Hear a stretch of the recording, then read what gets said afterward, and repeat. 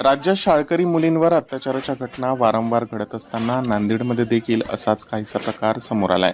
नांदेड शहरातील भाग्यनगर पोलीस ठाणे हद्दीतील एका कोचिंग क्लासमध्ये शिकणाऱ्या 9वीतील विद्यार्थिनीची कोचिंग क्लासमधीलच एका 55 वर्षाच्या शिक्षकाने छेड काढल्याची घटना घडली आहे। नागरिकांनी या कोचिंग क्लासची तोडफोड करीत आपला संताप व्यक्त केला। कोचिंग क्लासमधील शिक्षकांना जाब विचारत नागरिकांनी कोचिंग क्लासची तोडफोड केल्याचा हा व्हिडिओ सध्या सोशल मीडियावर व्हायरल होत आहे। या प्रकरणात भाग्यनगर पोलीस ठाण्यात या 55 वर्षीय संशयित आरोपी नागेश जाधव याच्या विरोधात पोक्सो आणि ॲट्रॉसिटी कलमांतर्गत गुन्हा दाखल करण्यात आला आहे। पोलिसांनी आरोपीला ताब्यात घेतले असून पुढील तपास सुरू आहे। आज